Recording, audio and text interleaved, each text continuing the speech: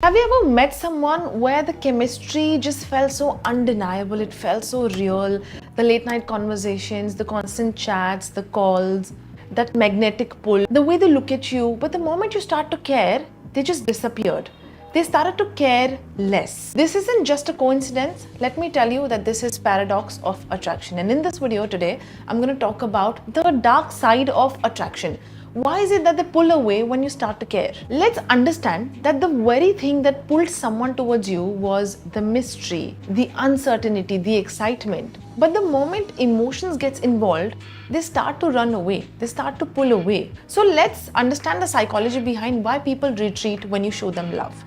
The number one is because of the dopamine spikes. Understand that attraction is not just chemistry, it's psychological. We assume that when two people have that connection, they naturally grow stronger. But there are so many couples where when the connection becomes really, or when the attraction becomes really strong, but the connection really begins to build up, they run away, they walk away, they stop texting, they start ghosting, they start love bombing you. ऐसे होता है कि आप जब भी दूर होते हो तब वो आपको ज़्यादा टेंशन देते हैं, जब आप ज़्यादा टेंशन देते हो तब वो भाग जाते हैं. It's because different people experience attraction differently. For some, intimacy means safety, but for some, intimacy means loss of freedom, uncertainty, and lots of drama, or even fear for that matter. So here are three psychological reasons why people do. Number one, the high of uncertainty versus the comfort of stability. Number two, fear of emotional exposure and vulnerability. And number three, attachment styles and the avoidance of deep connections. So let's first talk about the high of uncertainty versus the comfort of stability, that's safety. You know, when someone isn't sure about how you like them, it releases this brain chemical called dopamine. Dopamine is more like a wanting chemical. It's like a reward chemical. Reward के बारे में सोचो, हमको reward क्या ऐसे ही मिल जाता है? नहीं. When we do something, उसी के बाद हमको रिवॉर्ड मिलता है. Imagine कि आपने आपकी एग्जाम के लिए बहुत मेहनत की. Now you got reward in the form of good grades, where you're able to break through or get into any university that you want. So every time you would put that effort, you would get the reward. So this dopamine chemical is responsible for excitement, anticipation, and desire. When these three components, these three important elements are out of the window, when you get what you desire, when there's no excitement because you've known this person, now this person is in your life, and there is no anticipation, there's no uncertainty, it makes you feel as if you've attained what you wanted. Suddenly आपकी जो value होती है, because when you're not in someone's life, तब आपकी value बहुत ज़्यादा होती है. But the moment you are, you start to care a little more, you start to love someone, you start to include yourself in someone's life, suddenly your value changes in that person's life because the brain starts to believe that I have received the reward, I've received what I wanted, what I desired. So it stops putting effort. It's the uncertainty that fuels attraction. It keeps the brain craving for more and more. The moment things become more predictable or feel predictable, the chase is over. The excitement also tends to fade away. Also because a lot of people mistake stability for boredom. They feel that now that this person is in my life, I don't feel that sense of excitement. I don't feel the need to know this person more. And which is why unconsciously people start to pull away. But does that mean that you stop showing care or love? No. But here's something you can do. Don't overcompensate or don't overplay your role. Because a lot of people do that. कि अगर मैं बहुत ज़्यादा करूँगी तो मुझे सामने से मिलेगा. But that's not true. By giving more, you won't get more. So let the dynamic breathe. Ask yourself, do I really want to be invested in a person who barely gives me? Who barely wants to fix this whole problem, or do I want to be with someone who barely wants to put the effort to be with me? It's like keep the energy light and playful even when the emotional bond deepens. Then comes number two. That's the fear of exposure and vulnerability. Some people are drawn, they're attracted to you until they feel that now this connection will start exposing me. See, a lot of people are so scared of their own vulnerabilities. A lot of people have these deep-seated fears that they feel once I get involved with someone, I might have to show my dirty laundry to this person. They might start to see my true colors. They might start to see what kind of person I am. And because they're scared to show that to somebody, they try to avoid that person altogether because they're scared of that emotional vulnerability. They're scared of exposing their true self to someone. In psychology, we call this emotional exposure aversion. It simply means that when a person fears being truly seen for who they are. And this can also come from a space where if the person perceives the other one as someone who judges them or someone who might not create that safe space for them to be vulnerable. So maybe in the start, they might love the connection, they might love this whole feeling of care and concern.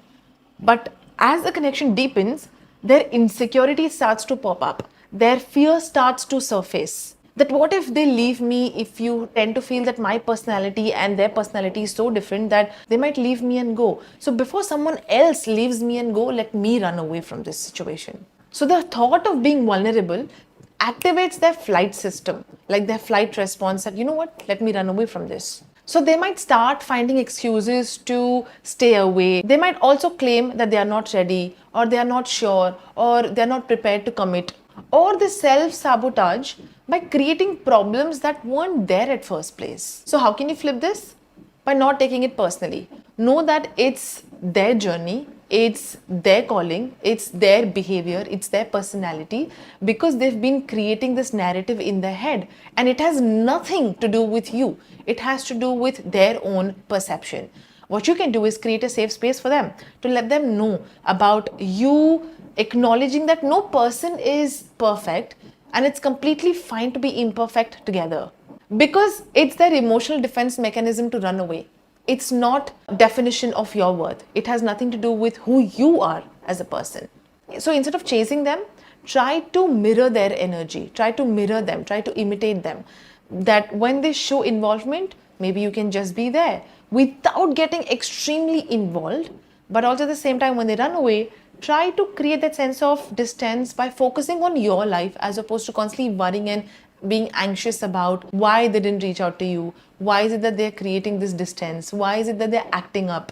Because ask yourself, if someone isn't really emotionally ready, do you truly want to invest in that person? And with this, a lot has to do with a person's mindset as well, their belief system as well. In psychology, we call it psychological reactance, which simply means that a lot of people have this belief system that I cannot have what I want. Maybe let's say as a child, you've always craved to want something, or you always found it really difficult to get what you wanted. So you now have this belief that you truly have to work hard to get what you want. So you try to create this whole narrative that, oh, it's not going to be easy to get this person. And the moment when this person tries to get close, you feel it's too good to be true. So a person's belief really matters. A lot of time it's not about love as well. It's about the personal freedom. A lot of people also feel that if I be with this person, I might lose my sense of freedom. I might lose who I am as a person. I might have to go according to this person. I might have to now match that person's timeline. So I might lose my complete freedom in this sense. And this has a lot to do with people who fear losing their autonomy. People who don't like to cede control. Someone who likes to have this sense of control and power in their own hands. So for them, too much of love can feel like pressure. So how can you flip this whole narrative? That let them know that they do have the freedom and choice to do what they want in their life. But of course, in accordance with the relationship, they do have their own identity. And relationship is a part of their identity. It will not change who they are as a person. It will not take away their independence or change the purpose of their life. Also, allow them to feel that they're choosing the relationship and they're not trapped in it. And another thing is focus on yourself, your life. Don't always be available. Trust me, there's nothing more unattractive than being too clingy, too needy as a person. But when you focus on your life and you realize that your relationship is just a part of that life, you realize that you have to make sure that you put your eggs in different baskets and not just one basket and completely be dependent on that. So give them that space to pull that desire again. That takes us to our third most important component, that is attachment styles, which can make intimacy feel like a threat. You know, a lot of people tend to pull away when there are emotions involved, or when they feel that they're emotionally intertwined with somebody, because maybe as a child they haven't received that love, that attention, that connection with their primary caregivers. So for them, avoiding and staying away from emotions, or creating that disassociation with emotions or with people, is their style of living, is their coping mechanism. It has nothing to do with you, but it's their own attachment style that they've developed during the childhood. A lot of people actually make mistake with this kind of attachment style, that they try to prove that they're trustworthy, and once they prove that they're trustworthy as a person, as a partner, then the avoidant partner, or the person who runs away or pulls away, will actually stop running away. But trust me, avoidance is not to do with trust. It's to do with their own survival mechanism. It's about their emotional survival. They've learned to protect themselves. They've learned to have their guards up. They've learned, or they've built that way to create walls around them and not be emotionally intertwined with someone. Maybe because as a child, they've never experienced that sense of love and compassion. So how you can flip this is by understanding when someone tries to pull away, there could be multiple factors. Of course, either they feel that there is a loss of control in their life, loss of freedom. It could also feel like there's nothing new and they start to pull away when when they feel that the relationship is too clingy, or it demands them to give a lot of their attention. That's also when they try to pull away. Or it's also to do with their own attachment style.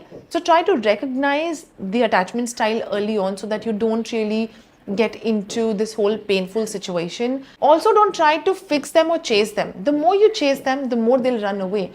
Rather, try to create this safe distance. Focus on your life, focus on your goals, focus on your vision, focus on what really drives you in life. And know that relationship is a part of your life and not whole. So know that attraction isn't just about chemistry, but it's also a psychological wiring. And if someone tries to pull away, these were the reasons why they did. It's because they're wired to lose interest when something becomes certain. So in order to keep that spark alive in your relationship, keep that air of mystery, that sense of playfulness, humor. Be light as a person, as opposed to being too clingy, needy, and emotionally intertwined where the person feels suffocated. Because the right person won't just be drawn to you when it's exciting, but they'll stay for real. So now tell me in the comment box, have you ever experienced this? And share your story with me. And next week, I will come up with more insightful video. Till then, I'll see you very soon. Bye-bye.